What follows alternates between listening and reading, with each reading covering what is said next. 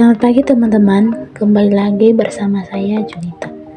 Di sini saya akan berbagi sedikit tentang teknik umum konseling dan teknik khusus konseling. Yang pertama, saya akan membahas tentang teknik khusus konseling. Dalam teknik khusus konseling, ada beberapa jenis yang harus diperhatikan oleh seorang konselor. Yang pertama, latihan asertif. Teknik ini digunakan untuk melatih klien yang mengalami kesulitan untuk menyatakan diri bahwa tindakannya adalah layak atau benar. Latihan ini terutama berguna di antaranya untuk membantu individu yang tidak mampu mengungkapkan perasaan tersinggung, kesulitan menyatakan tidak, mengungkapkan afeksi dan respons positif lainnya. Yang kedua, desensitisasi sistematis. Desensitisasi sistematis merupakan teknik konseling behavioral yang memfokuskan bentuk untuk meningkatkan klien dari ketegangan yang dialami dengan cara mengajarkan klien untuk rileks. Yang ketiga, pengondisian aversi. Teknik ini dapat digunakan untuk menghilangkan kebiasaan buruk. Teknik ini dimaksudkan untuk mengingatkan kepekaan klien agar kematian respons pada stimulus yang disenanginya dengan kembalinya stimulus yang tidak menyenangkan yang disajikan tersebut diberikan secara bersama dengan munculnya perilaku yang tidak dihendaki kemunculannya. 4. Pembentukan perilaku model. Teknik ini dapat digunakan untuk membantu perilaku baru dan klien memperkuat perilaku yang sudah dibentuk. Dalam hal ini, konselor menunjukkan kepada klien tentang perilaku model. Dapat menggunakan model audio, model fisik, model hidup, atau lainnya yang termati dipahami jenis perilaku yang hendak dicontoh. Yang kelima, permainan dialog. Teknik ini dilakukan dengan cara klien dikondisikan untuk mendialog kedua kecenderungan yang saling bertentangan, yaitu kecenderungan top dog dan kecenderungan underdog.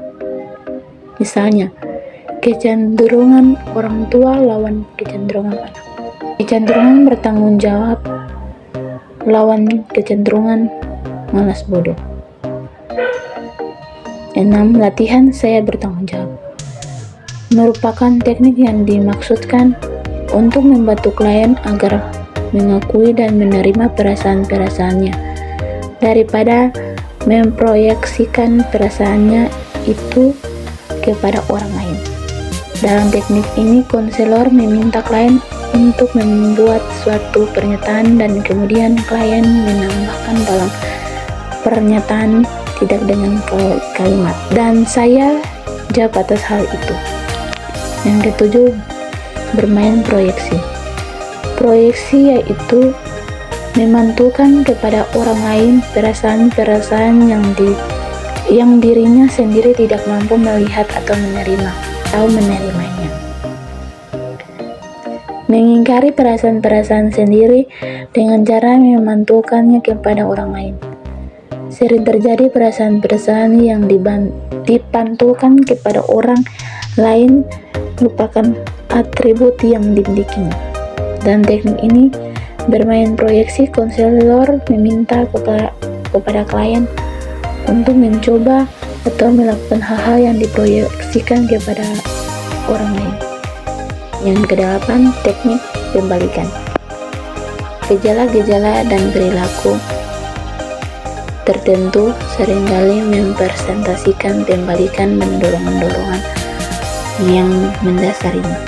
Dalam teknik ini, konselor meminta klien untuk memainkan perasaan yang kebalikan dengan perasaan-perasaan yang dikeluarkannya. Misalnya, konselor memberi kesempatan kepada klien untuk memainkan peran 9 bertahan dengan perasaan. Teknik ini dapat digunakan untuk klien yang menunjukkan perasaan atau suara hati yang tidak menyenangkan atau ia sangat ingin menghindarinya. Konselor mendorong klien untuk tetap bertahan dengan perasaan yang ingin dihindarinya itu.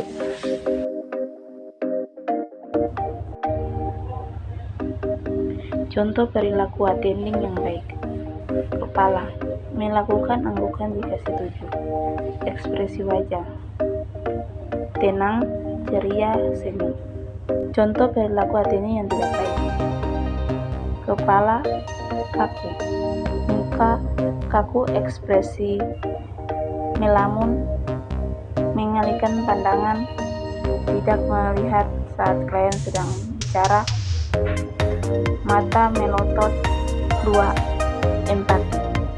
Empati ialah kemampuan konselor untuk merasakan apa yang dirasakan klien, merasa dan berpikir bersama klien dan bukan untuk atau tentang klien. Empati dilakukan sejalan dengan perilaku attending, tetapi perilaku attending mustahil terbentuk empati. Terdapat 2 macam empati, yaitu empati primer, yaitu bentuk empati yang harus berusaha memahami perasaan, pikiran, dan keinginan klien dengan tujuan agar klien dapat terlibat dan terbuka. Contoh ungkapan empati primer. Saya dapat merasakan bagaimana perasaan Anda.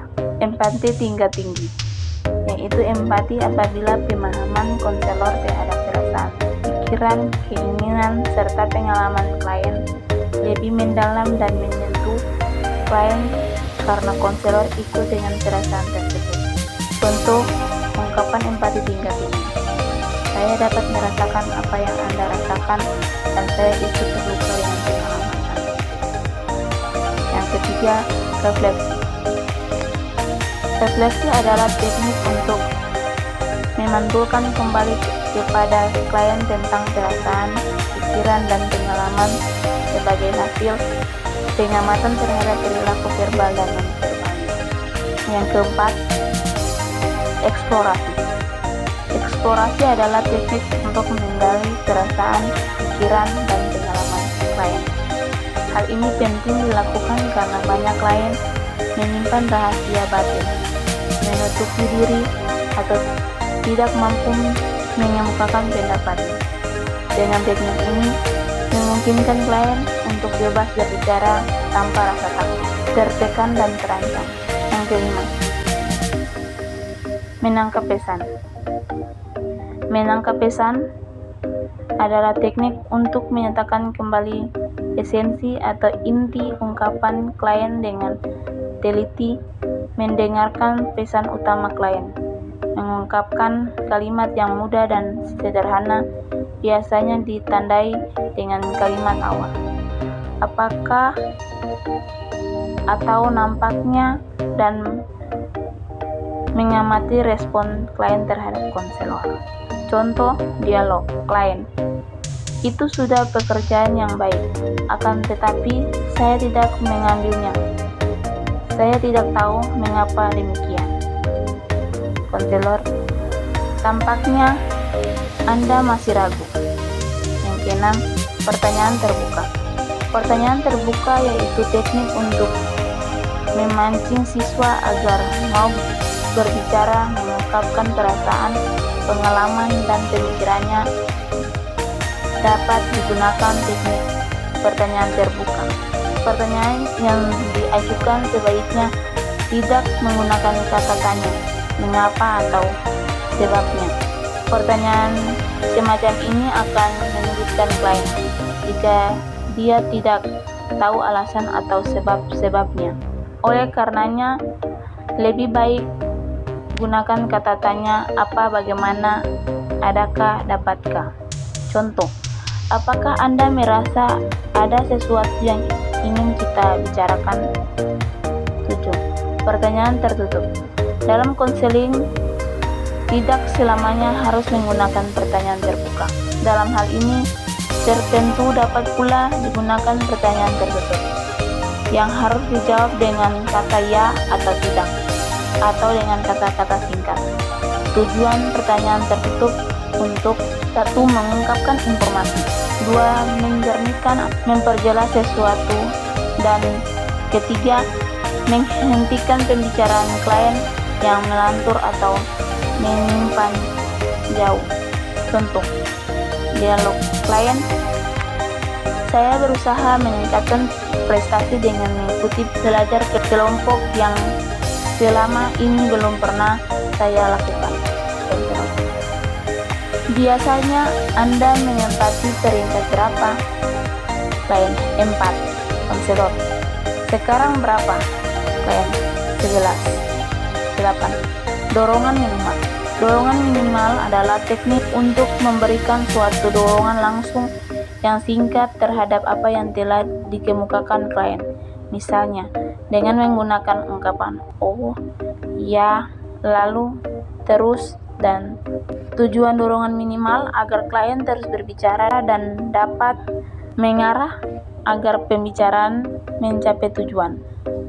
Dorongan ini diberikan pada saat klien akan mengurangi atau menghentikan pembicaraannya dan pada saat klien kurang memutuskan pikiran pada pembicaraan atau pada saat konselor ragu atas pembicaraan klien.